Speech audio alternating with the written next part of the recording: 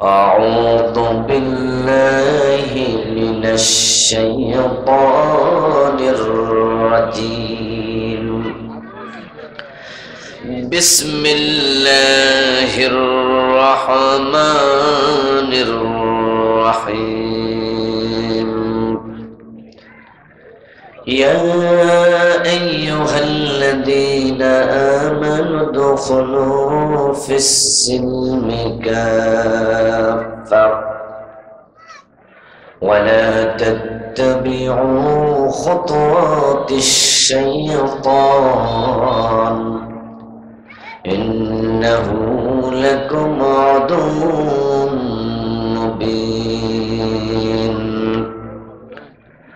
قال النبي صلى الله عليه وسلم إنما المؤمن كالجمل الأنف حيثما قيد انقاد وقال النبي أيضا المسلم ما سلم المسلمون من لسانه ويده أو كما قال النبي عليه الصلاة والسلام সকলে মেহেরবানি করে দুরূদ শরীফ পড়ুন আল্লাহুম্মা সাল্লি আলা মুহাম্মাদিন ওয়া আলা আলি মুহাম্মাদ কামা সাল্লাইতা আলা ইব্রাহিম ওয়া আলা আলি ইব্রাহিম ইন্নাকা হামিদুম মাজিদ اللهم بارك على محمد وعلى آل محمد كما باركت على إبراهيم وعلى آل إبراهيم إنك حميد مجيد اللهم صل وسلم وبارك عليه বদলা ইসলামী আদর্শ তরুণ সংস্থা কর্তৃক আয়োজিত আজকের এই চমৎকার 10ম বার্ষিক তাফসীরুল কোরআন মাহফিলের মুআজ্জাজ মুকাররম সম্মানিত সভাপতি, বিশিষ্ট সমাজসেবক জনাব মুহতারাম আলহাজ ইদ্রিস সাহেব, আল্লাহ তাআলা সভাপতি সাহেবের নেক হায়াত দারাজ করুন। আজকের মাহফিলের সম্মানিত প্রধান অতিথি 8 নং দক্ষিণ মিঠাচড়ি ইউনিয়ন পরিষদের সম্মানিত সাবেক চেয়ারম্যান জননেতা জনাব ইউনুস ভুট্টো সাহেব, বিশেষ অতিথি মুহতারাম মিজানুর রহমান সাহেব, উপস্থিত অন্যান্য সম্মানিত অতিথিবৃন্দ। আজকের মাহফিলে আমার আগে কোরআন এবং সুন্নাহ থেকে অত্যন্ত চমৎকার তাকরীর উপস্থাপন করেছেন বিশিষ্ট মুফাসসির কোরআন মুহতারাম মাওলানা মামুনুর রশিদ নূরী সাহেব, মুহতারাম মাওলানা তারিক বিন হাসান সাহেব, মাওলানা মুফতি রহমতুল্লাহ সাহেব সহ অন্যান্য হযরত আলোচকবৃন্দ। মঞ্চভূমিষ্ঠ আছেন আপনাদের কক্সবাজারের ঐতিহ্যবাহী কামিল মাদ্রাসা হাশেমিয়া। এই হাশেমিয়া কামিল মাদ্রাসার সম্মানিত প্রিন্সিপাল, সুযোগ্য আলেম দ্বীন মুহতারাম মাওলানা রহমত সালাম সাহেব, আল্লাহ তাআলা হুজুরের নেক হায়াত দারাজ করুন। উপস্থিত অন্যান্য হযরত উলামায়ে কেরাম, ইসলাম প্রিয় তাওহীদি জনতা, পর্দার অন্তরালের সতী সাধবী, সম্মানিতা মা ও বোনেরা, প্রিয় দিনী ভাইরা, আপনারা কেমন আছেন?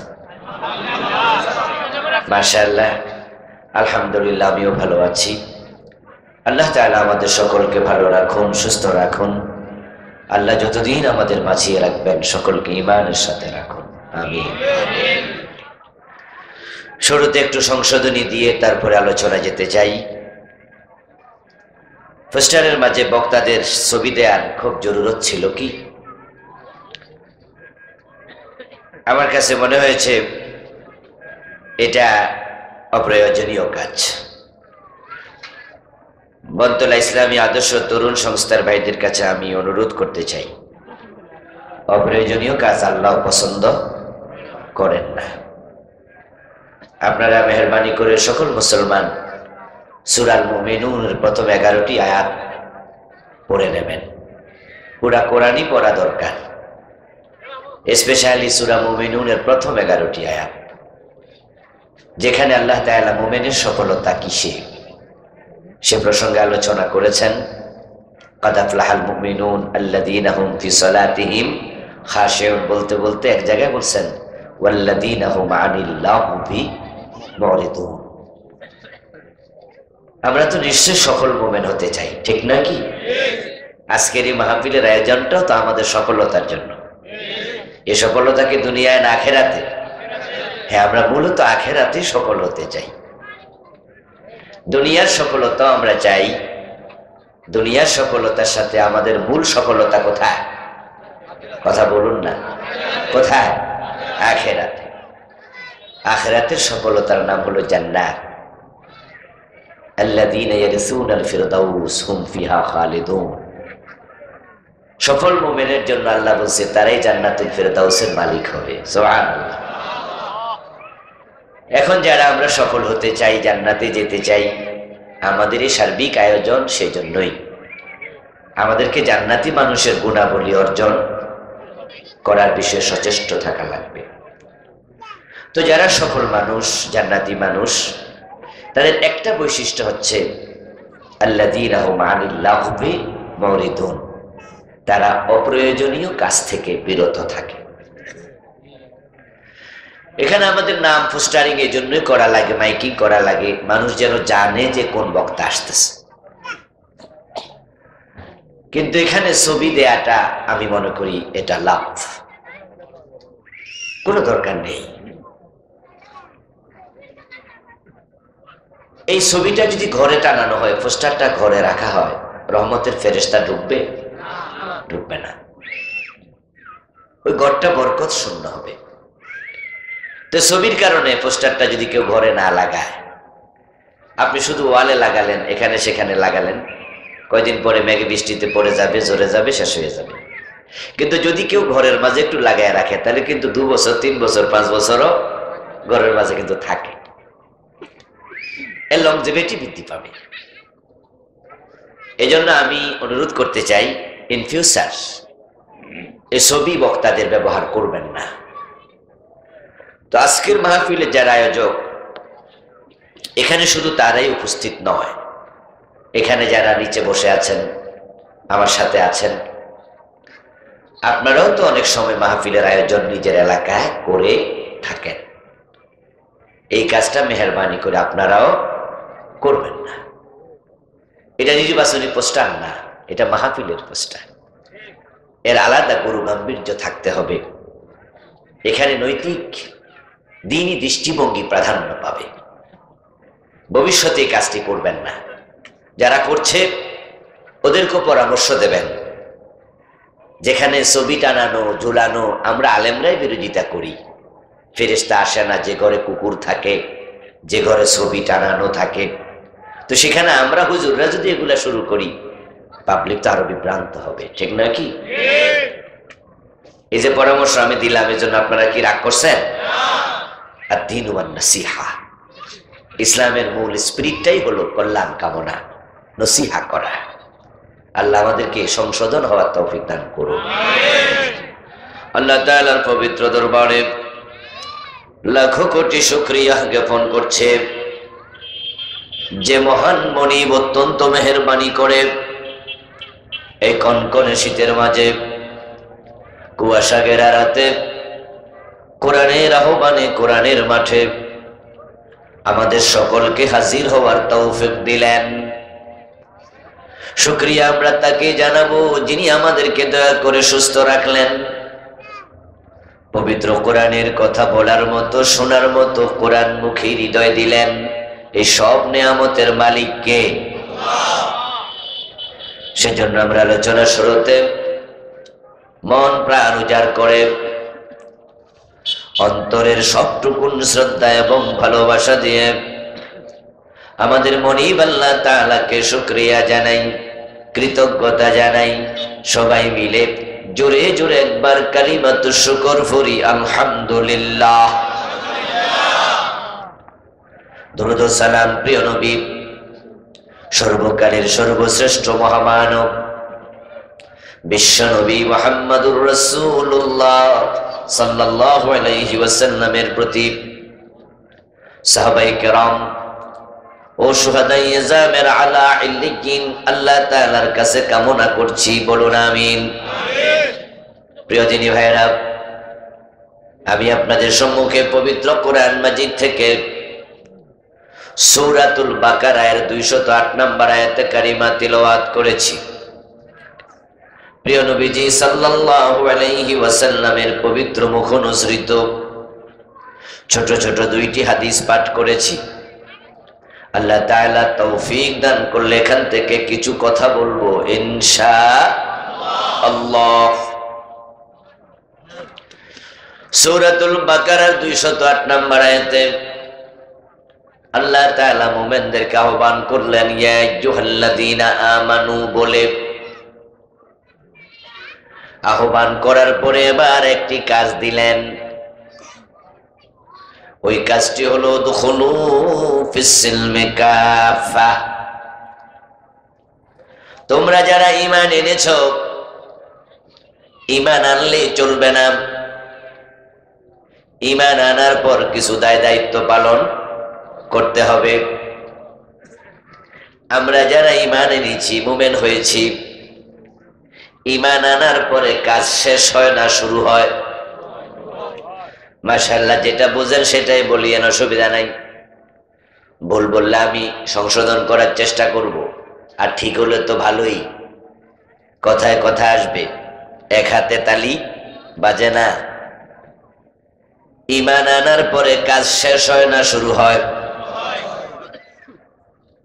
অথচ বাংলাদেশের হাজার হাজার লোক ঈমান আনার পরে কাজ শেষ করে। ঈমান এনেছে, ঈমানের দাবি করেছে, 5 ওয়াক্ত নামাজের 1 ওয়াক্ত পড়ে না, এমন কিছু ঈমানদার লোক আসেনি? কক্সবাজার এলাকায় নাই? আমার প্রিয় ভাই, 5 ওয়াক্ত নামাজের 1 ওয়াক্ত পড়ে না এমন লোক এই গ্রামেও 2-4 জন আছে। রমাদান মাসে রোজা রাখে না, বেটার বডির ওজন হবে 100 কেজি, 2.5 মণ।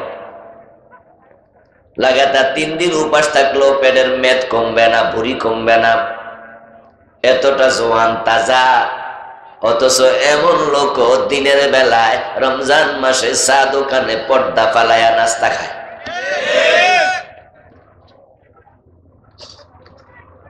রমাদান মাসে রোজা রাখে না, 5 ওয়াক্ত নামাজের 1 ওয়াক্ত পড়ে না, কোরআন পড়ে না, হাদিস পড়ে না, পর্দা করে না, বিড়ি টানে, মাঝে মাঝে গাঁজাও খায়। অথচ ঈমানের দাবি করে এমন হাজার হাজার লোক বাংলাদেশে আছে। এই লোকগুলো ঈমান আনার পরে কাজ শুরু করছে না শেষ করছে? শেষ করে দিচ্ছে। এবং এই জাতীয় লোকদেরকে আপনি যদি পার্সোনাল কন্ট্রাক্ট করেন, কথা বলেন, জিজ্ঞাসা করেন, ভাই নামাজ কালাম যে পড়েন না, রমাদান মাসে রোজাটাও রাখেন না, বেহেশতে কি যাওয়ার কোনো চিন্তা নাই? দেখবেন মুস্কি হাসি দিয়া কইব, কোন কি? ওই চিন্তা কার না আছে? আমারও আছে। 5 ওয়াক্ত নামাজ পড়লা না, রমাদানে রোজা রাখলা না, জান্নাতে যেতে চাইলে জান্নাতে যাইতে পারবা নাকি? জান্নাতে যাওয়ার জন্য ঈমানের সাথে আমলের শর্ত আছে না নাই? তো তোমার আমল কই? আল্লাহ তাআলা কুরআন মাজিদের একাধিক আয়াতে জান্নাতে যাওয়ার জন্য 2টি শর্ত উপস্থাপন করেছেন। একই কথা একাধিক আয়াতে বারবার বলেছেন। সূরা কাহফের 107 নম্বর আয়াত, ইন্নাল্লাযীনা আমানু ওয়া আমিলুস সালিহাতি কানাত লাহুম জান্নাতুল ফিরদাউসি নুজুলা। সূরা বুরুজের 11 নম্বর আয়াত, ইন্নাল্লাযীনা আমানু ওয়া আমিলুস সালিহাতি লাহুম জান্নাতুন তাজরি মিন তাহতিহাল আনহার। কোরআনের বিভিন্ন আয়াত আল্লাহ তাআলা একই কথা বারবার বলেন, মানুষ যেন ভালো কইরা বোঝে। যেমন সূরা রহমানের মাঝে ফাবিআইয়ি আলাই রাব্বিকুমা তুকাদ্দিবান, এটা 31 বার বলছে। কয়বার? 31 বার। কোরআন মাজিদে নামাজের কথা আল্লাহ বলেছেন 80 বারের বেশি। আল্লাহ তাআলা একই কথা বারবার বলেন, মানুষের কলজার মাঝে যেন কথাটা ঢুকে যায়। রাসূলুল্লাহ সাল্লাল্লাহু আলাইহি ওয়াসাল্লামের একটি স্বভাব ছিল, সুন্নাহ ছিল, অভ্যাস ছিল, যখন তিনি গুরুত্বপূর্ণ কথা বলতেন তখন বলতেন 3 বার। কয়বার? যেন মানুষ এই কথাটা ভালো করে হৃদয়ঙ্গম করতে পারে, বুঝতে পারে। আল্লাহ তাআলা সূরাতুল বাকারার 208 নম্বর আয়াতে মুমিনদেরকে ডাক দিলেন, ইয়া আইয়ুহাল্লাযীনা আমানু, ও ঈমানদারেরা, তোমরা যারা ঈমান এনেছো। আল্লাহ বড় মায়া করে আমাদেরকে ডাকলেন, ও ঈমানদার। বলুন তো দুনিয়ার মাঝে কাফের আছে না নাই? কিন্তু কোরআনে কোন জায়গায় ইয়া আইয়ুহাল্লাযীনা কাফারু,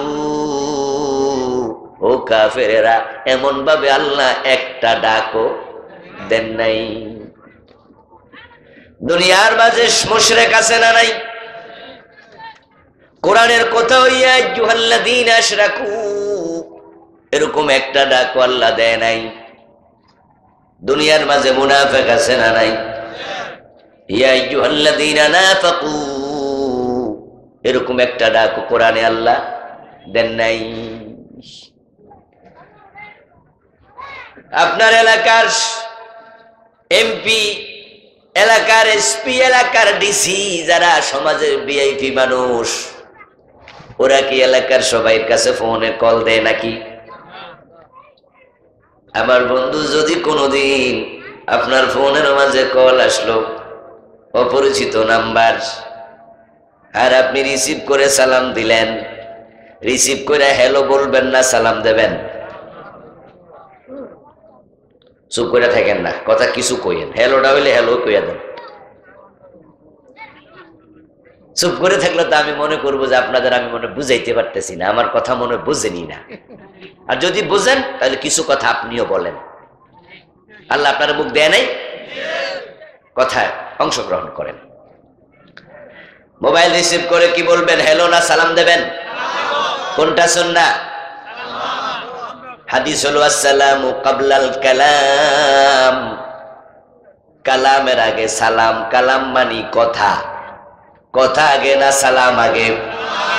কালাম আগে না সালাম আগে? এই কথা মনে থাকবো তো। যে কোনো জায়গায় কারোর সাথে দেখা হলে নিজে আগে সালাম দেবেন, নাকি সালাম লাগিয়ে দাঁড়ায় থাকবেন দেখি হেতে দেয়নি?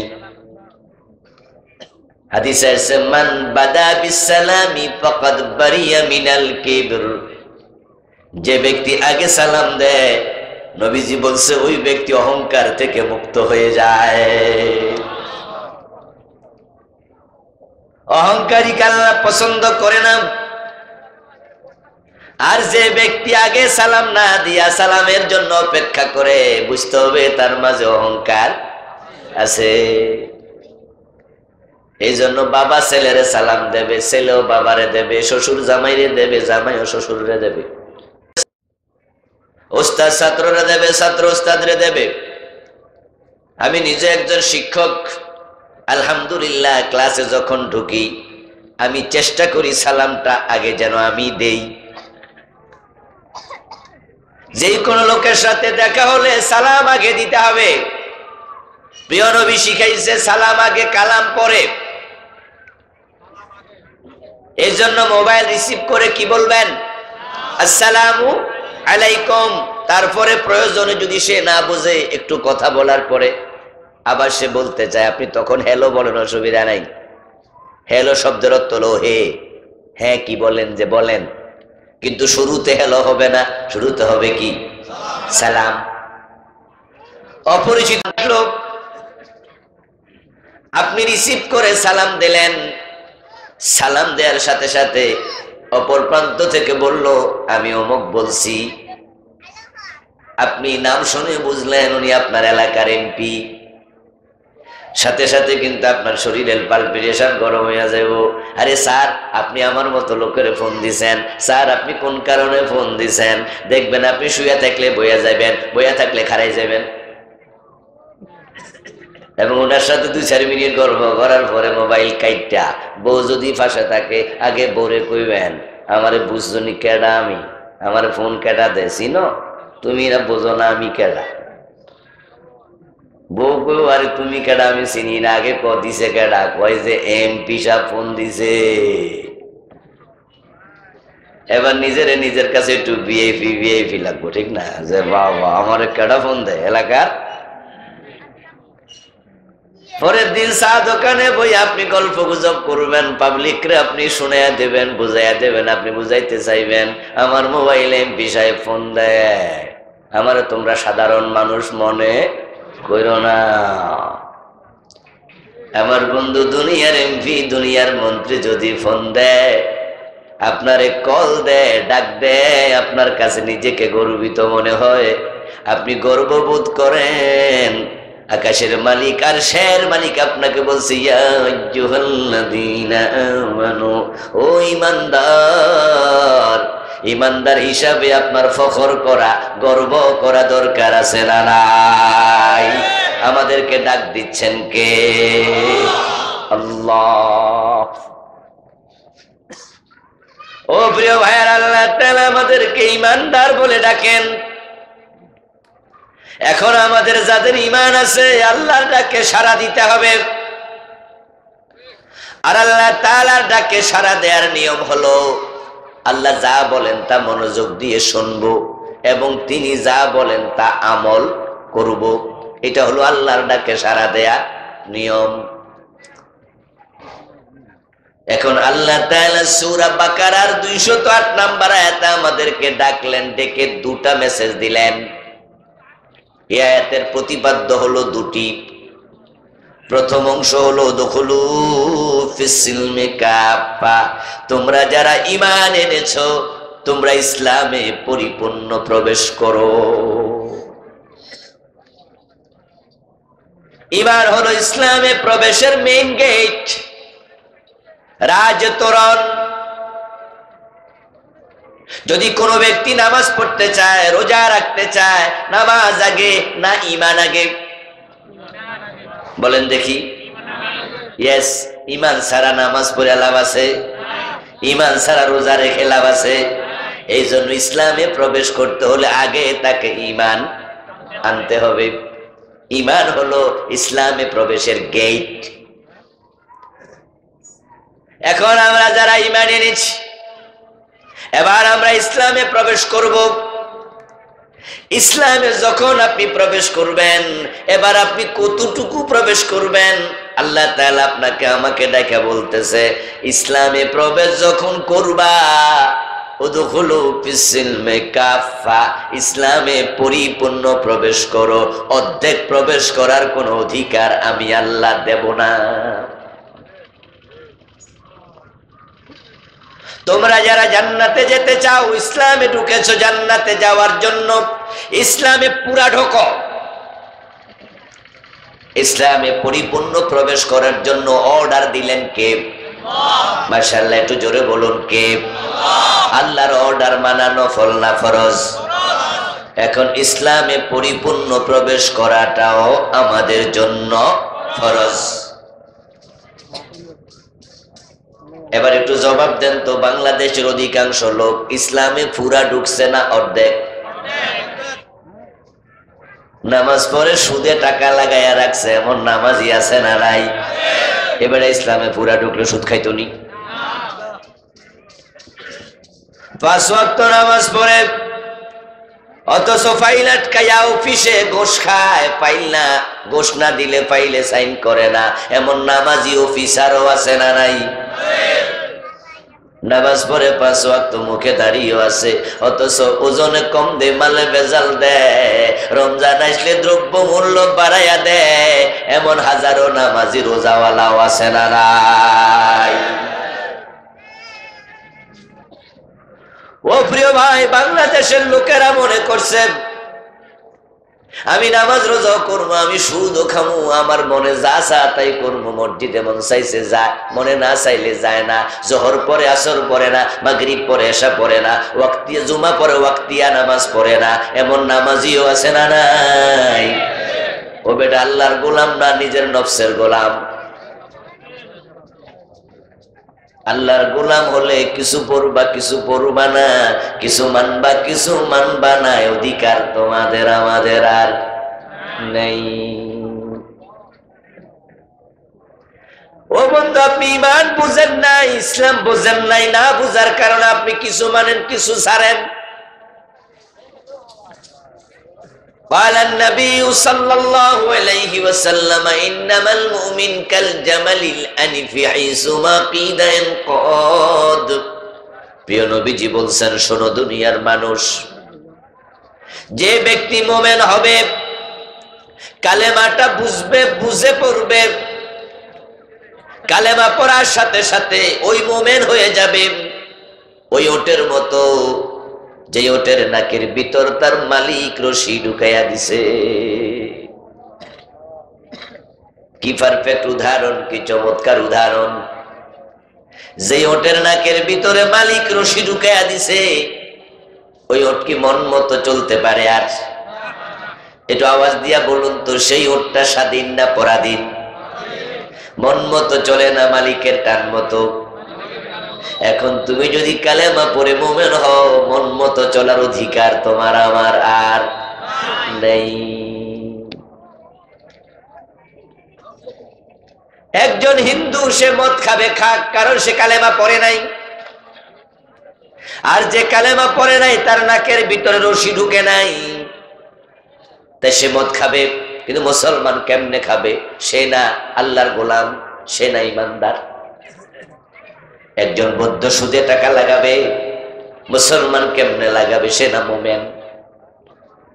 একজন ইহুদি জিনা করবে, একজন খ্রিস্টান ওজনে কম দেবে, মালে ভেজাল দেবে, মানুষ ঠকাবে, ঘোষ খাবে। কিন্তু আপনি তো মুসলিম, আপনি তো নাকে রশি ঢুকানো ওটের মতো, আপনার রব, আপনার রাসূল যেদিকে টানে ওদিকে আপনি চলতে বাধ্য। যে ওটের নাকের ভিতরে মালিক রশি ঢুকাইয়া দিছে, মালিকের টান মতো যদি ওটটা পা না রাখে, ওই ওটের নাক যেমন ছিঁড়ে যাবে। আল্লাহ এবং রাসূল যা বলে, কালেমা পড়ার পরে যে সব মানবে না, তার ঈমানটাও টিকবে না, সেটাও নষ্ট হয়ে যাবে।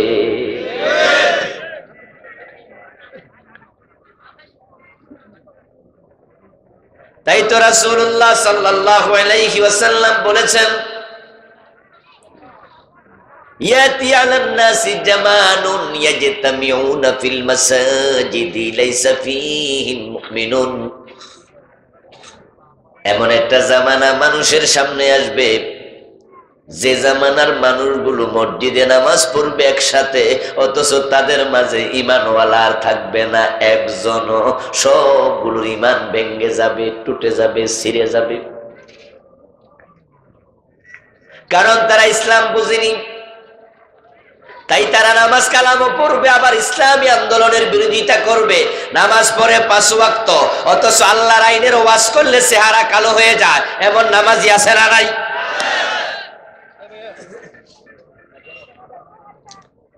তো ওই বেটা নামাজ পড়ছে কার আইনে? কয় আল্লাহর আইনে। রোজা রাখলো কার আইনে? কয় আল্লাহর আইনে। তাহলে চোরের হাত কাটার কথা কইলে উনার চেহারা কালো হয়, কয়টা রাজনীতি?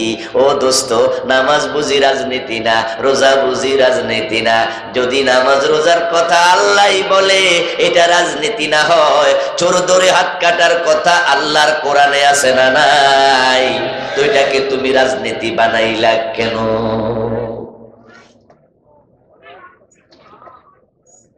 শুধু ছোট ধরে হাত কাটা নয়, আমার আল্লাহর বক্তব্য হলো আলা লাহুল খালকু ওয়াল আমর। আমার আল্লাহর কথা হলো সাবধান, শুনে রাখো, সৃষ্টি যার, আইন চলবে শুধুই তার। আমার আল্লাহর বক্তব্য হলো ইনিল হুকমু ইল্লা লিল্লাহ। বাংলা অর্থ হলো আল্লাহ ছাড়া কারো আইন চলবে না। তাহলে আইন চলবে কার?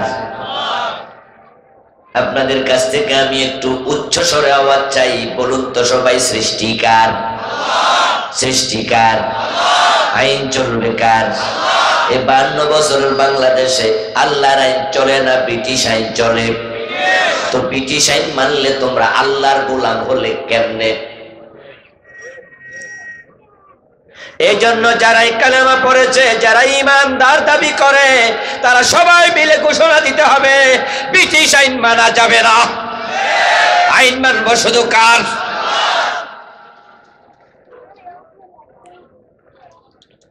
ও বন্ধু, যদি আপনি নাকে রশি ঢুকানো ওটের মতো হতে পারেন তাহলে আপনি মোমেন। এটা যদি হইতে না পারেন, কালেমা পড়ো, আপনি মোমেন না। আরে ভাই, কালেমা পড়লে মানুষ মোমেন হয় না, তবে মোমেন হওয়ার জন্য কালেমা পড়তেই হয়। আব্দুল্লাহ ইবনে উবাই কি কালেমা পড়ে নাই? মুনাফিকদের সর্দার ছিল, মুনাফিকদের নেতা। কালেমাটা পড়েছে স্বয়ং নবী মুহাম্মদুর রাসূলুল্লাহর হাতে হাত রেখেই। অথচ এই কালেমা পড়ার পরও সে হলো মুনাফিকদের লিডার। তার অবস্থান হবে জাহান্নামে ফেরাউন নমরুদেরও নিচে।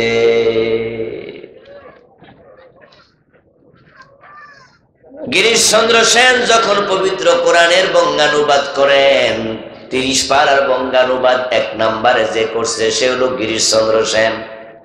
তার আগে আংশিক করেছে আমিরউদ্দিন বসুনিয়া, মাওলানা আব্বাস উদ্দিন, মাওলানা নঈমুদ্দিন। উনারা পূর্ণাঙ্গ করে নাই, আংশিক আংশিক করছে। এজন্য উনারা হলো প্রথম অনুবাদক, কিন্তু পূর্ণাঙ্গ করেছে গিরিশচন্দ্র সেন, একজন হিন্দু। পুরা কোরআনের অনুবাদ করতে যাইয়া লা ইলাহা ইল্লাল্লাহ এই কালেমার অনুবাদ করে নাই, বাদ দিছিল। কথা কয় না, চুপ করে আছে কেন? কি অনুবাদ করছেনি? লেখে নাই, মুখে বলে নাই, মোমেন হয়েছে। তাহলে কি বোঝা গেল? কালেমা পড়লে মোমেন হওয়া যায় না। গিরিশচন্দ্র সেন যখন কালেমা পড়েছে তখন আল্লাহর আইন মানার কোনো চিন্তাই তার মাথার মাঝে ছিল না। এখন আপনারাও কালেমা পড়েন, অনেক মুসলমান আছে কালেমাও পড়ে, আবার আল্লাহর আইনের বৃদ্ধাঙ্গুলিও দেখায়।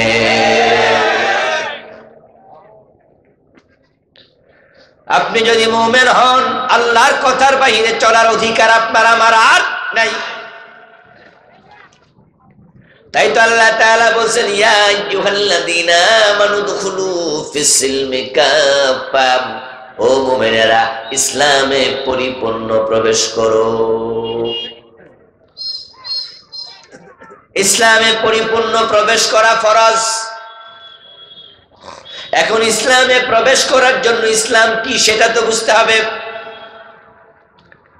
আমাদের দেশের কত মানুষ পাবেন যারা ইসলাম কি এটাই বোঝে না, অর্থ ভালো করে জানে না, আর সংজ্ঞা কি, ডেফিনেশন, এটা তো অনেক আলেম ওলামাও জানে না, সাধারণ মানুষ কি জানবে? তাই তো এই দেশের লোকেরা মনে করে হিন্দু ধর্ম, খ্রিস্টান ধর্ম, ইহুদি ধর্ম, বৌদ্ধ ধর্ম, ইসলাম ওইরকম একটা ধর্ম। তাই তারা কয় ইসলাম হলো সবগুলো ধর্মের মাঝে সেরা ধর্ম। আস্তাগফিরুল্লাহ। এটার নাম দিছে কিছু মুসলমান সর্বশ্রেষ্ঠ ধর্ম, সর্বশ্রেষ্ঠ। এর মানে অনেকগুলোর মাঝে এটা সেরা। অথচ ইসলাম ছাড়া অন্য কোন ধর্মের অস্তিত্বই নাই। ইন্নাদ-দীনা ইনদাল্লাহিল ইসলাম। ইসলাম সর্বশ্রেষ্ঠ ধর্ম বলো না, বরং বলো ইসলাম হলো আল্লাহর কাছে একমাত্র ধর্ম। অন্য যত ধর্ম দুনিয়া আছে সব বাতিল। সঠিক ধর্ম কয়টা? জোরে বলেন কয়টা? সেটার নাম কি? এখন এই দেশের মানুষকে আপনি প্রশ্ন করুন ইসলামের ব্যাপারে, তখন তারা আইডিয়াটা এমন ভাবে দেবে মনে হয় হিন্দু বৌদ্ধ খ্রিস্টানদের মতো একটা ধর্ম। তাই তারা মনে করে হিন্দু ধর্মের কাজ হলো 12 মাসে 13 পূজা, খ্রিস্ট ধর্মের কাজ হলো প্রতি শনিবারে একবার, তারা প্রতি রোববারে একবার গির্জায় যাবে, দায়িত্ব শেষ। ইহুদি ধর্মের কাজ হলো প্রতি শনিবারে একবার সিনেগাগে যাবে, দায়িত্ব শেষ। বৌদ্ধদের কাজ হলো প্রতি সপ্তাহে একবার পেগোডায় যাবে, কাম শেষ। এখন মুসলমানরা মনে করে দিনে 5 বার মসজিদে যাব, আমার কাম শেষ। তাই মসজিদ থেকে বাইর হইয়া পরের জমি দখল করে, এবং সকালবেলা ফজরের নামাজ পড়ে টুপিটাও খোলে নাই, এর মাঝে কোদাল লইয়া খেতে গেছে, ক্ষেতের আইল সাফ করতেছে, সুবহানাল্লাহ জিকির করতে করতে কোপ মারতেছে, আরেকবার আইল কাইটটা জমি বড় করছে। স্বর্গীয় শ্যামল দত্ত, এরকম দেখছেন নি লেখা? স্বর্গীয় মানে কি? অলরেডি স্বর্গে গেছে। স্বর্গ এবং বেহেশত জিনিস কিন্তু একটাই, নামের মাঝে পার্থক্য, কামে কোনো পার্থক্য। কেউ বলে চোখ, কেউ বলে আখি, কেউ বলে নয়ন, কেউ বলে লোচন, জিনিস কয়টা? আরবিতে বলে জান্নাত, ফার্সিতে বলে বেহেশত, ইংরেজিতে বলে হেভেন, বাংলায় বলে বাগান, সংস্কৃতিতে স্বর্গ। আবু বকর জান্নাতি, হযরত ওমর বেহেশতি, দুইজন কি দুই দেশে? জিনিস কিন্তু একটাই। কেউ বলে লাউ, কেউ বলে কদু, কেউ বলে বউ, কেউ বলে বধূ, কেউ বলে আনন্দ, কেউ বলে ফুর্তি, কেউ বলে ভাস্কর্য, আমরা বলি সেটাই হলো মূর্তি। চালাকি করা যাবে না, জিনিস একটাই। ও প্রিয় ভাই, এখন জান্নাতে যাওয়ার জন্য হিন্দু মিয়া খারাই গেছে। মাগনায় যদি জান্নাতে যাওয়া যায় নামাজ রোজা বাদ দিয়া, তাহলে আমরা বইয়ে থাকবো কেন? তাই বাবার নামের আগে লেখা দিয়েছে স্বর্গীয় শ্যামল দত্ত। এর মানে এর বাবা অলরেডি স্বর্গে গেছে গা, বেড়া নিশ্চিন্তে বইয়া বইয়া বাতাসা গেছে গা। এই যে স্বর্গীয় লেখছে, তাই বলে স্বর্গীয় হয়ে গেছে নাকি? জান্নাত চাইলে পাওয়া যায় না। ওদখুলু ফিস-সিলমি কাফা, ইসলামে পুরা ঢোকো, পুরা। ইসলাম আত্মসমর্পণ, আর আত্মসমর্পণ করার মাধ্যমে শান্তি আসে। দুই দল যদি মারামারি করেন, মারামারি চলাকালে শান্তি না অশান্তি? হ্যাঁ, মাশাআল্লাহ, কথা বুঝেন, বুঝলে জবাব টবাব দিয়ে হেমিও করলে সামনে যাওয়া যায়। কিন্তু যদি এক পক্ষ হাততলা দিয়া কয় আমরা আর মারামারি করতাম না, মারামারি বন্ধ হলে অশান্তি থেকে আস্তে করে কায়েম হয় কি? শান্তি। যখন মানুষ আল্লাহর সামনে দাঁড়ায় যাবে, হাত তুলে আল্লাহ তুমি যা বলো একটার সাথে দ্বিমত করব না, সব মানব, সব যদি মানুষ মানে, তাহলে সমাজে শান্তি কায়েম হতে আর দেরি হবে না। আচ্ছা, আপনারা একটু বলুন তো, আল্লাহ চুরি করতে মানা করছে, যদি সব মানুষ চুরি বন্ধ করে দেয়, তাহলে ঘরের দরজা খুলে ঘুমাইতে আর কোনো অসুবিধা নেই। এই যে আমরা আজকের এই মাহফিলে আসছি, ধরেন এখানে 1000 লোক কম বেশি হবে। এখানে যদি বড় একটা হল রুম হইতো, চারদিকে ওয়াল আছে, দরজা জানালা আছে, 15 দিনের জন্য আমরা এখানে ট্রেনিং নেব, যে কোনো একটা ট্রেনিং ক্যাফে, আমরা 1000 লোক। এখানে প্রত্যেকটা মানুষ আল্লাহর প্রকৃত গোলাম, ইসলামের সব আইন মেনে চলে এমন 1000 লোক এখানে থাকবে 15 দিন। এমন যদি হয় 1000-এর মাঝে 1000ই আল্লাহওয়ালা, তাহলে কারো মোবাইল চুরি হইব, মানি ব্যাগ চুরি হইব, জুতা হারাইব। আমি যদি এই মোবাইলটা, আমার মোবাইলটা এখানে রেখে দেই, ঘড়িটা রেখে দেই, ঘড়ি রেখে আমি টয়লেটে চলে গেলাম, মোবাইল রেখে চলে গেলাম, মানি ব্যাগ রেখে চলে গেলাম, আমার মন বলবে এখানে সবাই যেহেতু আল্লাহকে ভয় করে, আমার মানি ব্যাগে কারো হাত দেওয়ার সম্ভাবনাই নেই। শান্তি। দুনিয়ার অন্য অন্য কাফের বাদশারা রাজারা শুইনা প্রতিনিধি দল পাঠায়, ওমরের দেশে যাও, যাইয়া দেখো তো ওমর কোন কারণে এই অর্ধ দুনিয়াতে শান্তি প্রতিষ্ঠা করে ফেলছে। চাইতে আইয়া ওমরকে খোঁজে, তোমাদের প্রেসিডেন্টের বাসভবন কোনটা? একজন দেখায় দিল, আমাদের প্রেসিডেন্ট ওমর ওই ঘরে ঘুমায়, ওই ঘরে থাকে। তাকে দেখে একটা ছোট্ট কুঁড়ে ঘর, বুঝলাম এটা ওমরের বাড়ি। ওনার মন্ত্রণালয় কোনটা, প্রেসিডেন্ট ভবন কোনটা? তখন কই যে মসজিদে নববী, এখানে বসে উনি দেশ চালায়, এটাই ওনার বঙ্গভবন। তখন তারা তাকায়া দেখে খেজুর পাতার ছানি। অর্ধ পৃথিবী করেছো শাসন, ধুলার তপ্তে বসে, খেজুর পাতার প্রাসাদ তোমার বারে বারে গেছে খসে। ওনার বঙ্গভবন খেজুর পাতার চানি।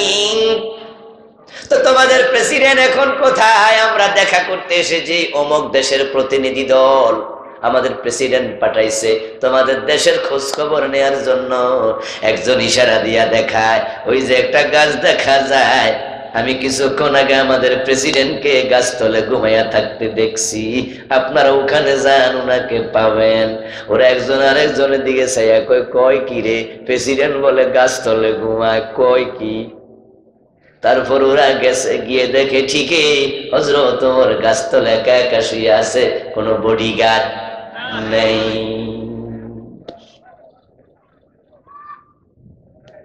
ও প্রিয় ভাইরা, সেই দেশে হানাহানি মারামারি চিরদিন নিত্যদিনের ব্যাপার।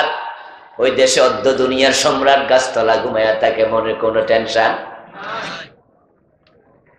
মদিনা থেকে জেরুজালেম চলে গেছে হযরত ওমর রাদিয়াল্লাহু তাআলা আনহু, সাথে শুধুমাত্র একজন চাকর, একজন খাদেম। এসএসএফ নাই, ডিজিএফআই নাই, এনএসআই নাই, ডিএসবি, সেনাবাহিনীর গোয়েন্দা, পুলিশের গোয়েন্দা, কিছু নাই, একজন খাদেম। অথচ মদিনা থেকে জেরুজালেমের দূরত্ব 1000 কিলোমিটারের বেশি। একা একা চলে যায়। শান্তি কাকে বলে দুনিয়া দেখেছে। মুমিনের অন্তরে এক আল্লাহ ছাড়া আর কারো কোনো ভয় নেই। This was practical Islam. এটাই ছিল বাস্তব ইসলাম। আর এখন আমাদের কাছে আছে থিওরিক্যাল ইসলাম। আমরা এখন কোরআন মাজিদে পড়ি, আস-সারিকু ওয়াস-সারিকাতু ফাকতাউ আইদিয়াহুমা জাযাআম বিমা কাসাবা নাকালাম মিনাল্লাহ। চোর নারী হোক আর পুরুষ হোক, ধরে ধরে হাত কেটে দাও, এটা আল্লাহর পক্ষ থেকে শাস্তি এবং লাঞ্ছনাকর ব্যাপার। এগুলো শুধু আমরা পড়লাম, রমজানে খতম করলাম, 52 বছরে একজনের হাতও কাটলাম না। আমাদেরটা হলো থিওরিক্যাল ইসলাম, আর ওমরের জামানায় ছিল প্র্যাকটিক্যাল ইসলাম।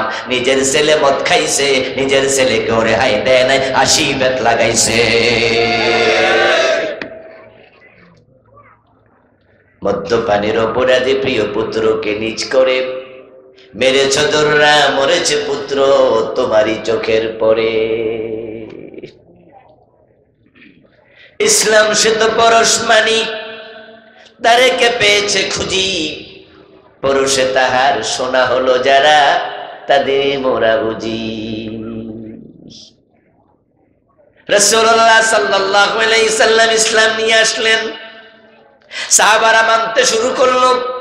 চুরি ডাকাতি রাহাজানি চিন্তায় খুন হত্যা দর্শন সব বন্ধ হয়ে গেল। এমন শান্তি আসলো, মানুষ এখন আর টেনশন নাই মনে। শুধু শান্তি আসে নাই, সমৃদ্ধি এসেছে, উন্নতি এসেছে, অভাব আর নাই। ধনীরা যাকাত দেয়, গরিবরা যাকাত পায়, আস্তে আস্তে করে গরিবরাও ধনী হয়ে যায়।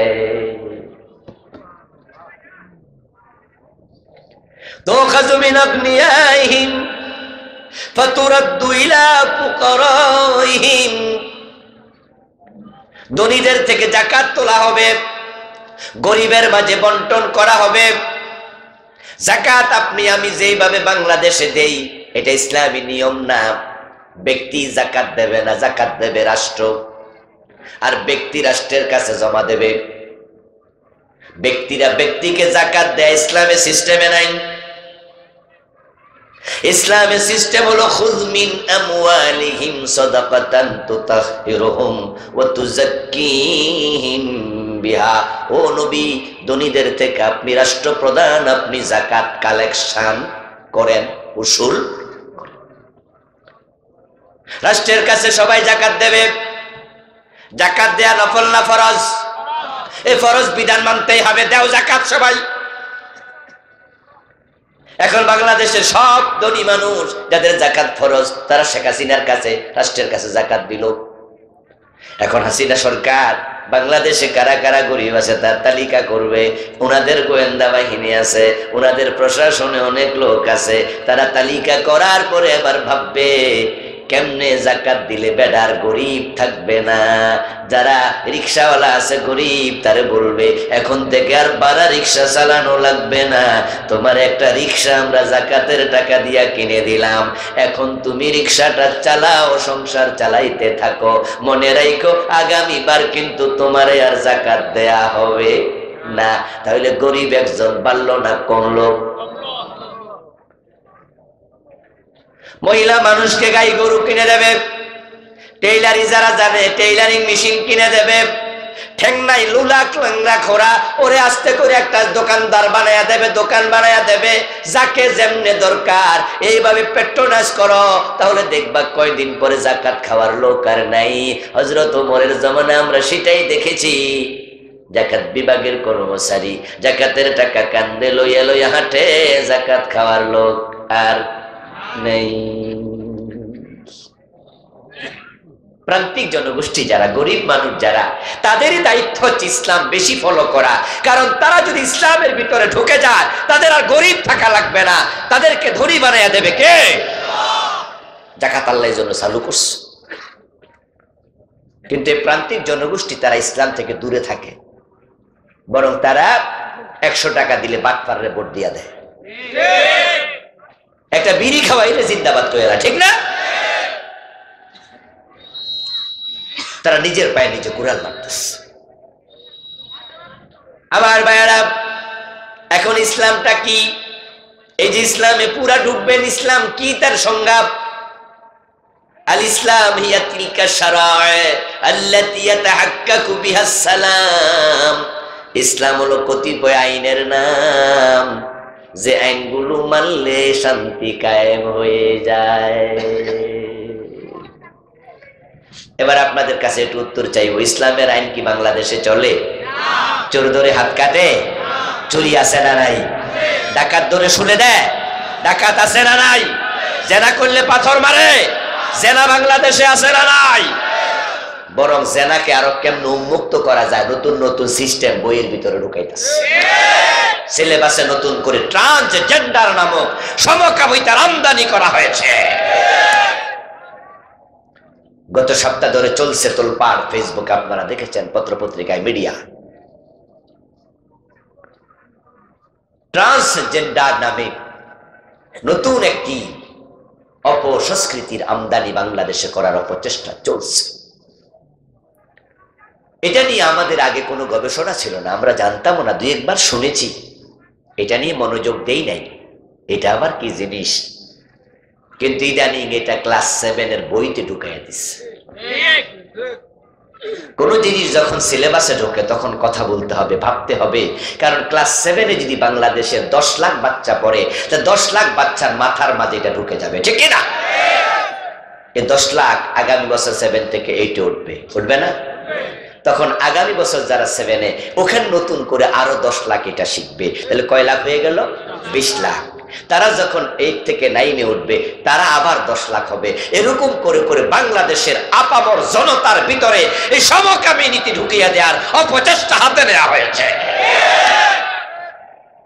এই জন্য বিষয় আপনাদের জানতে হবে। জানার পরে যদি মনে করেন যে প্রতিরোধ করা দরকার, দল মত ভুলে সবাই মিলে প্রতিরোধ করতে হবে। ট্রান্সজেন্ডার হচ্ছে সমকামিতার নতুন রূপ। সমকামিতা মানে ছেলে ছেলে জেনা করা, মেয়ে মেয়ে জেনা করা। হযরত লূত নামে একজন নবী ছিল, নাম শুনেছেন? লূত আলাইহিস সালামের জাতিকে আল্লাহ জমিন সহ উল্টাইয়া দিছে। এরকম ওয়াজ কি কোনোদিন শুনছিলেন? মাশাআল্লাহ শুনেছেন, এটা কোরআনে আছে। ফাজআলনা আলিয়াহা সাফিলাহা। লূত আলাইহিস সালামের জাতিকে আল্লাহ কোরআনে বলেন আমি উপরটাকে নিচ করে দিয়েছি, উল্টায় দিছি। যে জায়গায় আল্লাহ তাআলা জমিন উল্টায় দিছে জর্ডান নামক দেশে, ওখানে একটা সাগর এখনো আছে যেটার নাম ডেড সি, লুত সাগর। ওই সাগরের মাঝে পানি আছে কিন্তু কোনো মাছ জন্ম নেয় না। ওটা গজবের জায়গা। পুরা অধিবাসী আল্লাহ উল্টাইয়া দিছে।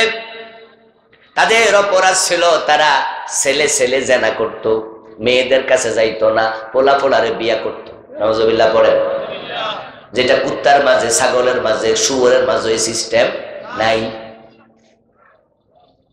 একটা কুকুর একটা মহিলা কুকুরের পিছনে, একটা পুরুষ ছাগল একটা নারী ছাগলের পিছনে, একটা পুরুষ শূকর আর একটা নারী শূকরের পিছনে।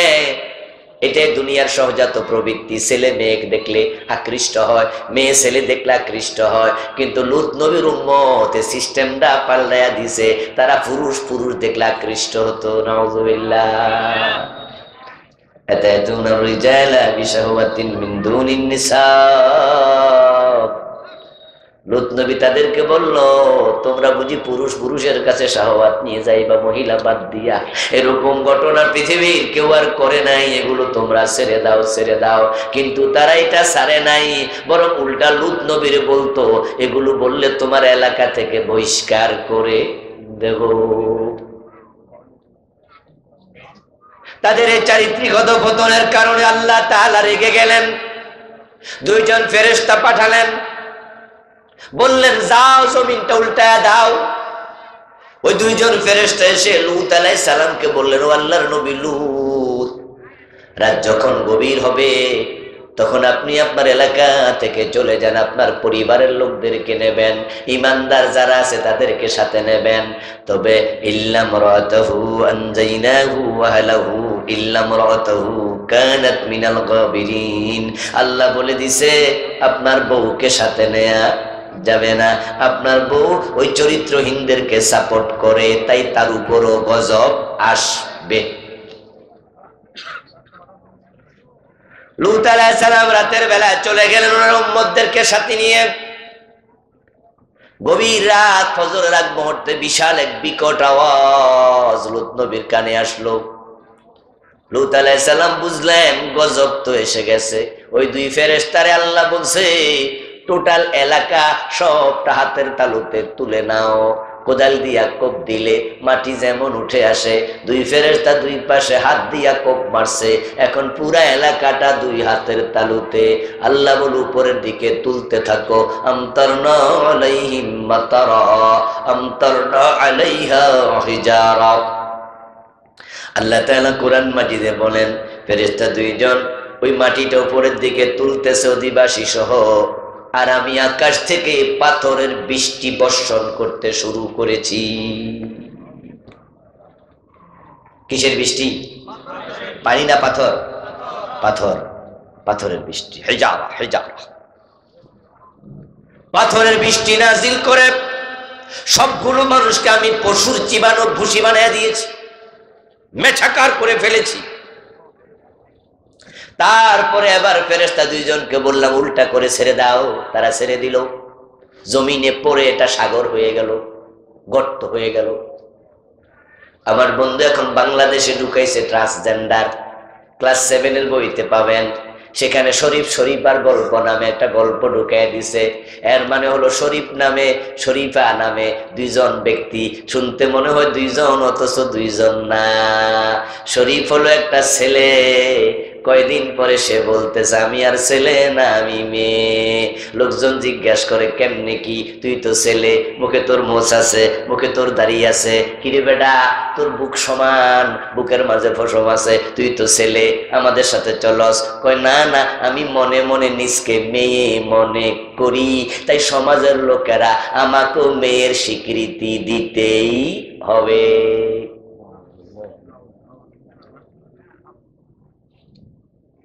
পাগল কাকে বলে? এখন আমাদের দেশে এই আলোচনা আসার পরে এবার গবেষকরা নামছে, আলেম ওলামারা, ইসলামপন্থী গবেষকেরা গবেষণা করতে গিয়ে দেখে একদল লোক এই দেশে আজ থেকে 5-6 বছর আগে এটা নিয়ে মাঠে নেমেছে। মাঠে নেমে তারা লোক তৈরি করতে করতে আজকে এক পর্যায়ে বইতে ঢুকাইছে তারা নাকি আইন বানানোর পদক্ষেপ নিয়েছে। এই জাতীয় দাবি যদি কেউ কখনো করে যে আমি একজন বাবা, আমার ছেলে মেয়ে আছে, কিন্তু হঠাৎ করে আমার মনে হলো আমি বাবা না আমি মা, তাহলে রাষ্ট্র আমাকে মায়ের স্বীকৃতি দিতেই হবে। এ বিষয়ে সংসদে আইন পাশ করার জন্য নাকি আগাচ্ছে। আচ্ছা, এই জাতীয় আইন যদি হয়ে যায় তাহলে আপনারা বলুন তো, ঢাকা ইউনিভার্সিটি আপনার ছেলে ভর্তি হইল, ফার্স্ট ইয়ারে সে ছেলে, তার নাম শরীফ, আপনারা চিনেন সে শরীফ। সেকেন্ড ইয়ারে উঠা সে ইউনিভার্সিটির ভিসির কাছে গেল, যে বলল স্যার আমি এখন থেকে আর শরীফ না, আমি হইলাম শরীফা, তাই আমি SM হলে থাকবো না, আমি রোকেয়া হলে থাকতে চাই। অথচ বেডার দেহের মাঝে পুরুষের যত অঙ্গ সব আছে। এখন সে দাবি করলো, আর প্রক্টর যদি বলে ঠিক আছে তুমি রোকেয়া হলে থাকো, তো মেয়েদের হলে থাকলে এখন এই বেডা অন্য মেয়েদেরকে জেনা করা, দর্শন করার সম্ভাবনা আছে না নাই? এটা একটা প্রবলেম। দ্বিতীয় প্রবলেম হলো, যদি কোনো মেয়ে নিজেকে ছেলে মনে করে তাহলে রাষ্ট্র তাকে ছেলের স্বীকৃতি দিতে হবে। আইন যদি হয়ে যায়, বাপ মারা গেলে যখন সম্পদ ভাগ করবে তখন বোনেরা আইসা দাবি করবে আমরাও কেউ মেয়ে না, আমরাও ছেলে, তখন তো সম্পদ সমান দেয়া লাগবে। সম্পদ লইয়া আবার জামাই বাড়ি চলে যাব, বলবে যে আমি 3 ঘন্টার জন্য মেয়ে ছিলাম, এখন ছেলে ছিলাম, এখন আবার। আচ্ছা, সমাজে যে সভ্যতা আছে, চলমান আবহাওয়া আছে, এটা থাকবে না ভেঙ্গে চুরে খান খান হয়ে যাবে? একটা ছেলে একটা মেয়ে রাস্তার পাশে বসে একজন একজনকে হাতে সাইপা দইরা একজন একজনের কান্দে শুয়ে রয়েছে, আর আপনি সেখান দিয়ে গেলেন, গিয়ে আপনি বললেন যে এই ছেলে এই মেয়ে, দিনে দুপুরে এরকম তোমরা একজন আরেকজনের কোলাকুলি ঘষাঘষি করতেছ। তখন ছেলেটা বলল, চাচা আমি তো ছেলে না, আমি তো মেয়ে। তা আমরা 2 জন মেয়ে বসে আছি, অসুবিধা কি? আপনার সমস্যা? তা আপনি কইলেন এই তোমার মোচ আছে, দাঁড়িয়ে আছে, তুমি মেয়ে কইছে কেডা? কয় না না, আমি নিজেকে মনে করি আমি মেয়ে। আচ্ছা, এই যে কথাটা আমি শুনাইলাম, এটা কি সুস্থ মস্তিষ্কের কথা না পাগলের কথা? এটা সিলেবাসে ঢুকাইছে। আপনারা তো মধ্যে শুনেছেন আমেরিকাতে ছেলে ছেলেকে বিয়ে করে, রাশিয়া, জার্মানি, ফ্রান্স, চায়না সহ অনেকগুলো পাশ্চাত্য বিশ্বের উন্নত বিশ্বের দেশ তাদের দেশে সমকামী বিবাহ সংসদে আইন করে তারা পাশ করে ফেলেছে। আমি আমেরিকাতে দেখেছি, আমাদের বাংলাদেশি ভাইরা আমাকে একাধিক জোড়া ছেলে দেখাইছে, বলছে হুজুর ওই যে 2টা ছেলে। হ্যাঁ, ওরা নিজেরা স্বামী স্ত্রী। কি বলেন? বলে হ্যাঁ, দেশে এটা সাংবিধানিক ভাবে অনুমোদিত, ছেলে ছেলেকে বিয়ে করে তারা নিজেরা স্বামী স্ত্রী হিসাবে ঘর করে। নাউজুবিল্লাহ পড়বেন। লূত নবীর সময় এই কামের জন্য আল্লাহ জমিন উল্টাইছে। এটা বাংলাদেশের মতো মুসলমান দেশে সেটাকে আইন বানাচ্ছে। আশ্চর্য, পাগলের দেশ হয়ে যাচ্ছে, শিক্ষা ব্যবস্থা ধ্বংস করে দিচ্ছে। আমার প্রিয় ভাইরা, আপনাদের এলাকায় মেম্বার চেয়ারম্যান আছে কিনা? আচ্ছা, মেম্বার সাহেব যদি কয় আমি এখন নিজের মনে মনে মেম্বার মনে করি না, আমি মনে করি আমি চেয়ারম্যান, তাহলে আপনাদের চেয়ারম্যান অফিসে চেয়ারে ওনারে বসতে দিবেন? আচ্ছা, এলাকার চেয়ারম্যান যদি মনে করে যে আমি এখন থেকে আর চেয়ারম্যান না, আমি নিজেকে এলাকার MP মনে করি, তা আদালত বলবে ঠিক আছে, মনে করলাম MP নাকি, তাহলে তো MP আর অভাব হইব না, ঠিক না? সবাই MP হয়ে যাবে। কি পাগল, কি সিলেবাসে ঢুকাচ্ছে! এ বিষয়ে প্রতিবাদ করার জন্য ঢাকাতে কয়েকদিন আগে জাতীয় একটি কনফারেন্স ডাকা হয়েছিল, গত সপ্তাহে। সে কনফারেন্সে ব্রাক ইউনিভার্সিটির একজন খণ্ডকালীন টিচার মাহাতা আসিফ, উনি সে বইটা এনেছেন। বইটা এনে লোকজনকে দেখালেন, দেখেন এই বইয়ের 2 পৃষ্ঠাতে শরীফার গল্প, ট্রান্সজেন্ডার নামে সমকামিতা ঢুকানো হয়েছে। উনি তখন টান দিয়া ওই 2টা পৃষ্ঠা ছিঁড়ে ফেললেন, ছিঁড়ে বললেন যে আমরা এই বইগুলো ছিঁড়ে ফেলতে চাই। বাংলাদেশের মতো মুসলিম রাষ্ট্রে এই জাতীয় ট্রান্সজেন্ডার পড়ানো দিতে হবে না। সে ছিঁড়ে ফেললো, ছিঁড়ে ফেলে সে বললো এই কাজটা আপনারাও করবেন। ওই দিনের কনফারেন্স শেষে বাসায় ফিরল, রাতের 12টা বাজে তাকে টেলিফোন করে ব্র্যাক ইউনিভার্সিটি থেকে জানানো হলো যে আপনি আগামীকাল থেকে আমাদের ভার্সিটিতে আর আসতে হবে না, মানে চাকরি নাই। আচ্ছা, কিছুক্ষণ আগে ট্রান্সজেন্ডারের নামে যে পাগলামির গল্প আপনাদেরকে আমি শুনাইলাম, অনেকে তো মনে মনে কইতেছেন হুজুর এগুলা কি কয়, আগাও তো বুঝি না, গোড়াও বুঝি না, এইগুলাও কি সমাজে হয়? আমার প্রিয় ভাই, হ্যাঁ সেটাই ঢুকাচ্ছে, সেটা মাদ্রাসা সিলেবাসে পর্যন্ত ক্লাস 7 মাদ্রাসায় ওটা আছে। ছেলেটা চাকরি চলে গেল। আচ্ছা, সে যে কথা বলেছে ছিঁড়ে ফেলবে, এটা চলবে না, এই দাবি আমাদেরও দাবি কিনা? তো 90% মুসলমানের দেশও চাকরি খায় কেমনে? ব্র্যাক ইউনিভার্সিটি। এই সাহস তাদের কোথায়? খুঁটির জোর কোথায়? তাহলে বুঝতে হবে এখানে অন্য কারো হাত আছে। সুসংবাদ হলো, সুখবর হলো, ব্র্যাক ইউনিভার্সিটি ছাত্ররা গর্জে উঠেছে। গতকালকে আপনারা ফেসবুকে অনেকে দেখেছেন, মিডিয়া এসেছে, ব্র্যাক ইউনিভার্সিটির গেইটে ছাত্ররা তালা লাগাইয়া দিচ্ছে।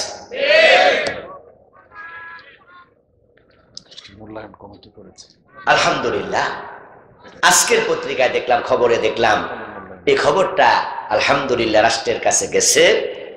আমাদের রাষ্ট্রের পক্ষ থেকে 5 জনের একটি কমিটি করেছে, এটা নিয়ে গবেষণা হোক, তারপরে এটাকে প্রয়োজনে সিলেবাস থেকে বাদ দেয়া হবে। এতে বোঝা যায় প্রতিবাদের রেজাল্ট আছে, ঠিক না? এবং আমরা আশাবাদী, আমরা সরকারের কাছে দাবি জানাচ্ছি, গতকালকের মাহফিলও বলেছি, সারাদিন বলতে থাকবো, প্রতি সপ্তাহে প্রতি মাহফিলে বলতে থাকবো, মুসলমানরা মিলে প্রতিবাদ করো। শুধুমাত্র পাঠ্যসূচি থেকে শরীফ শরীফার গল্প বাদ দিলে হবে না।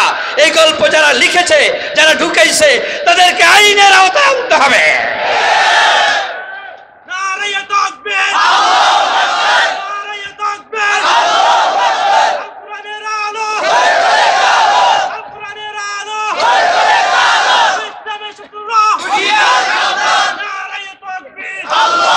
আপনারা এগুলো বুঝবেন, দিস ইজ ইসলাম। হক যেখানে আমরা আছি সেখানে, অন্যায় যেখানে প্রতিবাদ, তা'মুরুনা বিল মারুফ ওয়া তানহাউনা আনিল মুনকার। শুধু মসজিদে গিয়ে নামাজ পড়া ইসলাম না, ইসলাম আরো আছে কিনা? ইসলামের কাজ পুরো জীবন জুড়ে। গতবার হঠাৎ করে শিক্ষা সিলেবাসে ঢুকাই দিয়েছিল, মানুষ নাকি বান্দর ছিল, শুনেছেন না?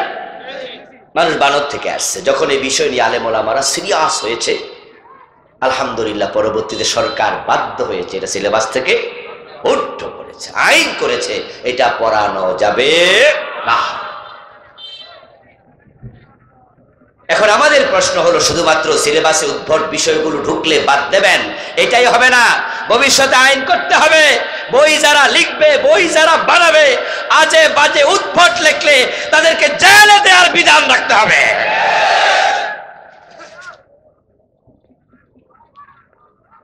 শিষ্টের পালন দুষ্টের, শিষ্টের লালন দুষ্টের দমন। আমার প্রিয় ভাই, উদখুলু ফিস সিলমি কাফা, ইসলামে পরিপূর্ণ প্রবেশ করো, শান্তি আসবে। এখন সমাজের মাঝে যে আইনগুলো কায়েম হলে শান্তি আসতো, সে আইনের খবর তো নাই। উল্টা পাল্টা আইন চলছে। আপনারা যদি শান্তি চান, তাহলে আল্লাহর কোরআনের আইনের পক্ষে সবাই মিলে চলে আসুন। কোরআনের আইনটা যদি কায়েম হয়ে যায়, চুরি বন্ধ হবে। শুধুমাত্র দেশের নারকেল চোর, ডাব চোর, মসজিদের জুতা চোর, বাড়ির গরু ছাগল চোর, তাদের চুরি বন্ধ হবে তা না।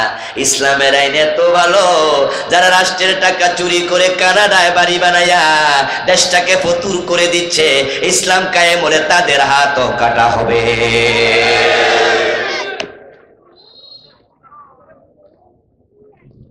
ও বন্ধু, শান্তি রাষ্ট্রে কায়েম হয়ে যাবে, সমৃদ্ধি আসবে। এই রাস্তার কাজ দেন 1 কোটি টাকার কাজ, দেখবেন 50 লাখ টাকার কাজও হয় না, 50 লাখ খাইয়া বয়ে থাকে। লাগানোর কথা রড, রডের বদলে বাঁশ দিয়া বয়ে থাকে, ঠিক না? চুরি কারে কয়? এখন তার যাতনা কিন্তু আমাদেরকে সহ্য করতে হয়। দেখা যায় পেঁয়াজ কিনতে বাজারে যাইয়া বাজারের মাঝে স্বামী কাঁদে, পেঁয়াজ বাড়িতে আনলে কাটার সময় বউ কাঁদে, পুরা ফ্যামিলি সবাই শুধু কান্দে। ডিমের হালি হয়ে গেছে 45-50 টাকা, পেঁয়াজের দাম বেড়ে যায়, এটা সেটা সব বাড়তেছে। 1000 টাকার নোট নিয়ে বাজারে গেলে আঙ্গুলের মাঝে পলিথিন লইয়া তারপরে 1 আঙ্গুলে বাড়ির তরকারি লইয়া আসে, ঠিক না? 1000 টাকা দিয়ে 1 কেজি গোস্ত 1 কেজি মাছ কিনলে টাকা শেষ। ওরা আবার আমাদেরকে সবক দেয়, হুজুর আপনারা শুধুমাত্র দ্রব্যমূল্যের দাম বাড়ছে এটা দেখলেন, আমাদের দোষ দেন, আমরা দেশ চালাই। এখন ইউক্রেন যুদ্ধ লাগছে, ওইটা কি আপনারা দেখেন না? আমরা কই দোস্ত, আমরা তোমাদের দুশ্মন না, আমরা শুধু শুধু দোষ দেই না। শোনো কান খুলে, আমাদেরও তো কিছু লেখাপড়া আছে, লেখাপড়া না কইরা তো আমরা এই পর্যায়ে আসি নাই। বুদ্ধি আল্লাহ তো কম বেশি বিবেক আমরারও দিছে। দ্রব্যমূল্য বেড়েছে, ইউক্রেনের যুদ্ধ লাগছে, তামাম পৃথিবীতে প্রভাব পড়েছে, বাজারে জিনিসের দাম বাড়ছে, আমরাও কিছুটা বুঝি। কিন্তু রাষ্ট্রের যদি রিজার্ভ ফান্ডে কোটি কোটি ডলার থাকতো তাহলে পেঁয়াজের দাম বাড়তো না, ভর্তুকি দিলে তো দাম কমে যেত। এখন ভর্তুকি দিবা থেকে দেশের হাজার হাজার কোটি টাকা তো বিদেশ পাঠাইয়া দিস।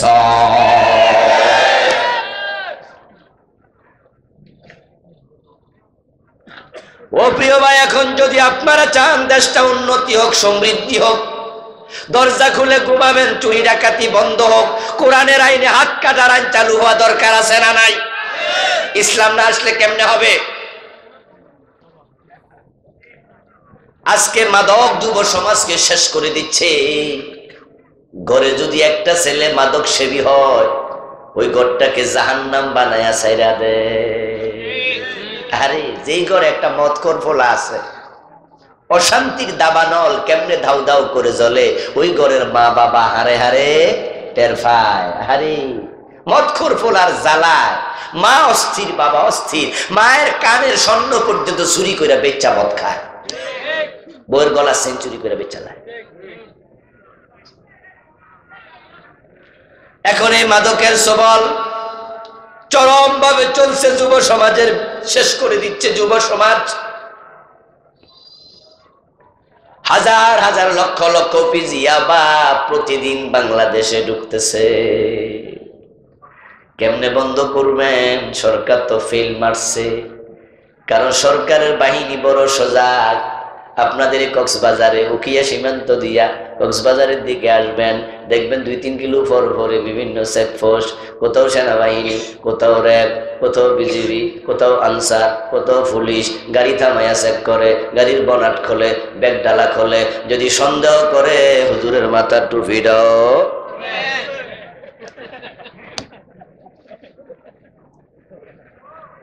পুলিশ চেক করে, বিজিবি র্যাব সবাই চেক করে। এই চেকের ফাঁকেও ইয়াবা দেশে ঢুকে কিনা প্রশাসন ফেল মারলো, বন্ধ করতে পারে নাই। মদ, গাঁজা, হেরোইন, ইয়াবা, ফেন্সিডিল, এখন কেমনে বন্ধ হবে? সরকার তো মাদক বিরোধী। স্বরাষ্ট্রমন্ত্রী মহোদয় মাঝে মাঝে বলে নো টলারেন্স নীতি, এ ব্যাপারে কোনো টলারেট করা হবে না। মাদক সেবীদেরকে ধরো, মারো, ব্যবসায়ীদেরকে প্রয়োজনে গুলি করে ফেলাও।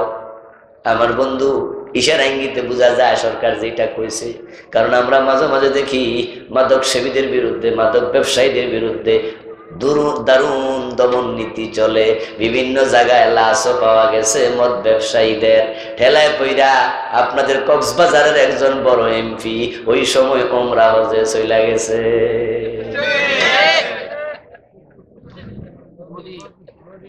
আমি নাম কয়ে বিপদে বলবো, আপনারা কনগা। আমার প্রিয় ভাইয়েরা, সরকার বলল নো টলারেন্স।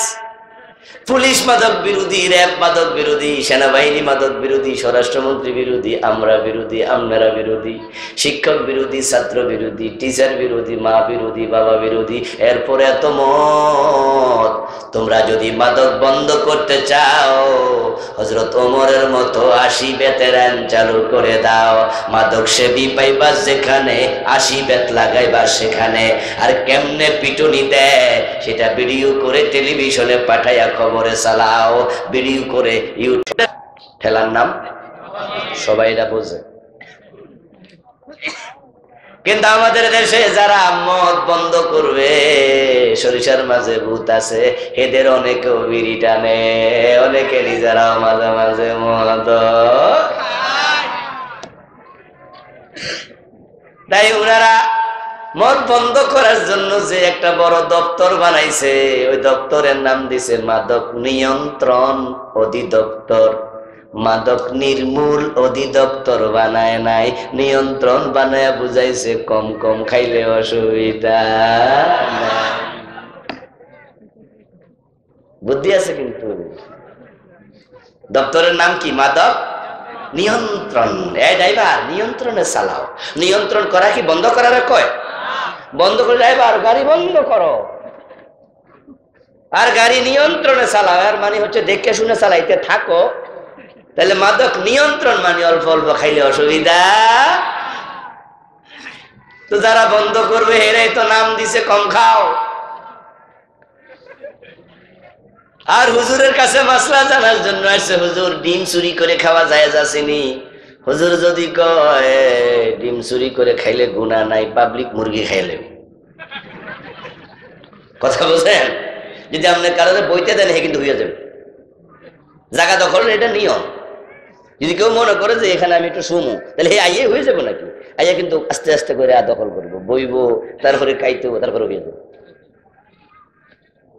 এখন আপনারা নিয়ন্ত্রণে রাখবেন কিভাবে? নিয়ন্ত্রণ তো ইসলাম বলেনি। মদ এক ফোঁটাও খাওয়া যাবে না, মদ এক ফোঁটাও হারাম। এই জন্য যদি আপনি চান মাদক মুক্ত বাংলাদেশ, 80 বেতের আইন দরকার আছে না নাই? 80 বেত আসবে তখন দেশে ইসলাম কায়েম হবে। যখন 52 বছর বাংলাদেশে নামাজ আছে, রোজা আছে, হজ আছে, যাকাত আছে, কিন্তু আল্লাহর আইন নাই। তাহলে বাংলাদেশের লোকেরা ইসলামে পুরা ঢুকছে না অর্ধেক ঢুকছে? অর্ধেক ঢুকলে জান্নাত পাবেন কেমনে? আল্লাহ তো বলছে ইসলামে পরিপূর্ণ ঢুকতেই হবে। আমি আবুল কালাম আজাদ ওয়াজ করলাম, কালকে ইসলাম কি পরিপূর্ণ কায়েম হয়ে যাবে? এত সোজা? এত সোজা না, অনেক কাজ আছে। কিন্তু এরপরও আমরা কথা বলে যাব, কাজ করে যাব। কারণ আমরা যদি ইসলাম কায়েম হওয়ার আগে আজরাইলের সাথে সাক্ষাৎ হয়ে যায়, মরে যায়, আমরা আল্লাহর কাছে বলে দেব, আল্লাহ পরিপূর্ণ ইসলামের কথা বলেছি।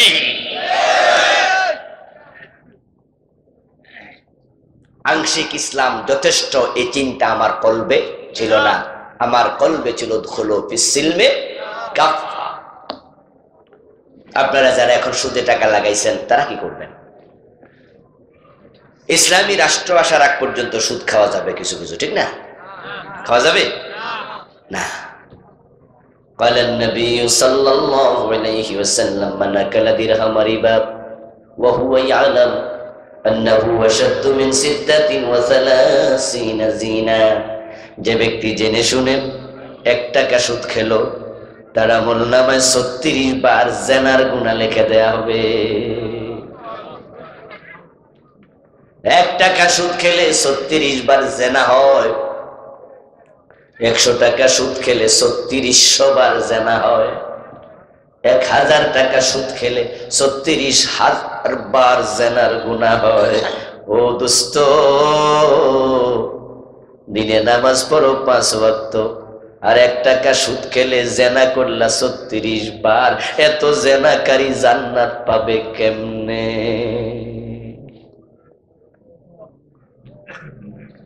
লিররিবা 73 বাবান আইসারুহা ইয়ানকিহুর রাজুলু উম্মাহু। প্রিয় নবীর হাদিস, সুদ খেলে 73টা বড় বড় গুনাহ হয়, সবচেয়ে ছোটটা হলো নিজের মায়ের সাথে জেনা করা।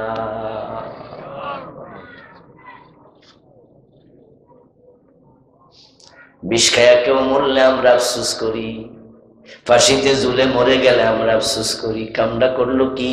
তওবা সুযোগ নাই, ফাঁসি ঝুলে মরে গেছে, কিসের তওবা? বিষ খাইতে খাইতে মরলো, কিসের তাওবা? কবিরা গুনাহগার। আমরা আফসোস করে বলি কামনা করলো কি? এখন যাদের সুদের টাকা লাগানো আছে ওই অবস্থায় মরলা, তুমি মায়ের সাথে জেনা করতে করতে মরলা।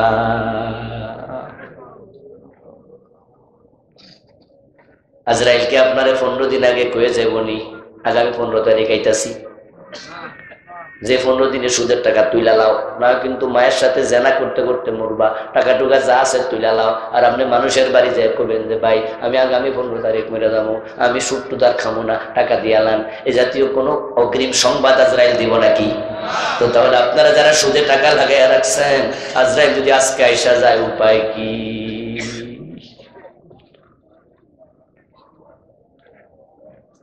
আপনার এখানে যারা আছেন ভালো মানুষ, কিন্তু আপনি তো নামাজি, আপনার ছেলে নামাজ পড়ে না, ফজরের টাইমে মসজিদে আপনি চলে গেছেন, যুবক ছেলে ইন্টারমিডিয়েটে পড়ে, অনার্সে পড়ে, এসএসসিতে পড়ে, ঘরে ঘুমাইয়া রয়েছে, বাবা সাথে করে নেয় না, নামাজ পড়ায় না। এমন বাবা এখানে 2-4 জন আছে না নাই? হাসরের ময়দানে ছেলের মামলায় আপনার জেল হবে গো, আপনি হবেন দুজকি। ছেলে বলবে আল্লাহ আমার বাবা নামাজ শিখাইলে তো আমি দুজকি হতাম না। রাসূল তো বলছে 7 বছর হলে নামাজের আদেশ করো, সন্তানের বয়স 10 হলে নামাজ না পড়লে শাসন করো। আমার বাবা তো একা নামাজে গেছে, আমারে নামাজে নেয় নাই। বাবারে ডাকো, নাজআলহুমা তাহতা আকদামিনা লিয়াকুনা মিনাল আসফালিন। বাবারে আজকে পায়ের তলায় রেখে জাহান্নামে যেতে চাই।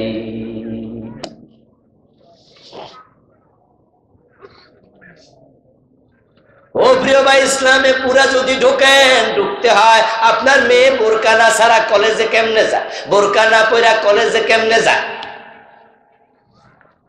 যুবতী মেয়েটা স্কুলে পড়ে, কলেজে পড়ে, ওড়না দিছে এমনি ক্রস ওড়না, বুকের দুপাশ থেকে সৌন্দর্য বের হয়েছে। তোমার মেয়ে যুবতী, তুমি দেখো না তার চুল সুন্দর, তার ঠোঁট সুন্দর, তার মুখ সুন্দর। আল্লাহ তোমার একটা নিয়ামত দিয়েছে, সুন্দরী মেয়ে, দায়িত্ব ছিল তাকে তুমি ডেকে রাখবা, বোরকা পরাইবা। তোমার মেয়ে চুল খুলে রাস্তায় হাঁটে, বুকের সৌন্দর্য দেখায় হাঁটে, দুই পাশ থেকে মানুষেরা লোলুপ দৃষ্টিতে তাকায়। যতজন লোলুপ দৃষ্টিতে তাকাবে ততজনের পার্সোনালি একটা করে গুনাহ হবে। আর তোমার মেয়ে একদিনে 500,000 কবিরা গুনাহ হয়ে যাবে।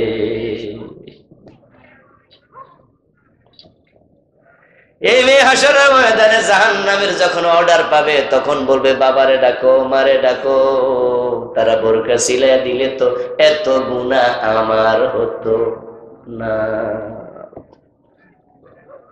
এই জন্য সূরাতুত তাগাবুনের 14 নম্বর আয়াতে আল্লাহ তাআলা বলছে, ইয়া আইয়ুহাল্লাযীনা আমানু ইন্না মিনাজ-জওয়াজিকুম ওয়া আওলাদিকুম আদুব্বাল লাকুম ফাহযারুহুম। ও ঈমানদারেরা, তোমাদের কারো কারো স্ত্রী, কারো কারো সন্তান কিয়ামতের দিন আল্লাহর সামনে তোমাদের দুশমনি করবে, তোমাদের বিরুদ্ধে মামলা দেবে। তাই সন্তানদের ব্যাপারে সতর্ক হও। জান্নাতে যদি যেতে চান সাবধান হন, সতর্ক হন। একদিনের ওয়াজে তো সব বলা যাবে না, যা বললাম অতটুকু থেকে বুঝলেন। ইসলাম পুরা মানতে হবে, যেখানে পারেন না এখানে তাওবা করতে হবে। সব মানা সহজ না, একটু কঠিনও আছে। যেখানে দেখবেন যে পারেন নাই ওখানে আল্লাহরে বলবেন, রব্বানা যালামনা আনফুসানা, আল্লাহ আমি সরি, আমি পারি না, আমারে মাফ করে দাও। আর পারি না কয়দিন করবেন, পারার চেষ্টাও করতে হবে। আজকের মাহফিলের আয়োজক বৃন্দকে ধন্যবাদ জানাচ্ছি। একদল যুবক চমৎকার মাহফিলের আয়োজন করেছে, ওদের জন্য আমরা দোয়া করব প্রাণ ভরে। প্রত্যেকটা যুবককে আল্লাহ যেন হযরত ওমরের মতো ঈমানওয়ালা বানায়া দেয়। আয়োজকদের যাবতীয় কার্যক্রমকে আল্লাহ যেন ইসলামের খেদমা, সাদকায়ে জারিয়া হিসাবে কবুল করেন। আমরা দোয়ার দিকে যেতে চাই। মাহফিল কমিটির ভাইদের কোনো কথা না থাকলে আমরা দোয়া শুরু করব।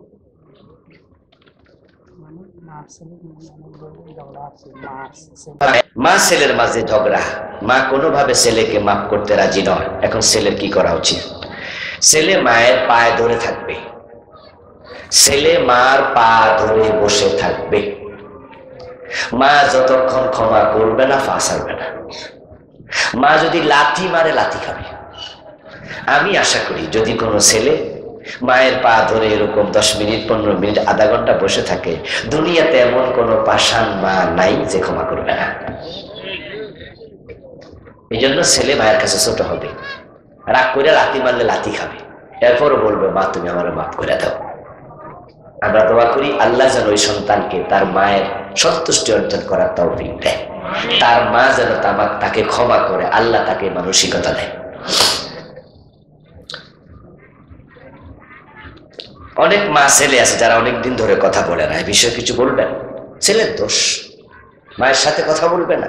সাধারণ মানুষের সাথেও 3 দিনের বেশি কথা না বলে থাকা জায়েজ নাই। একজন মুসলিম আরেকজন মুসলিমকে 3 দিনের বেশি পরিত্যাগ করে থাকবে না, আর সেখানে মায়ের সাথে কথা বলবে না, এটা তো হতেই পারে না। বলে ফেলেছি, মাকে রাজি করতে হবে, মাকে খুশি করতে হবে। জি।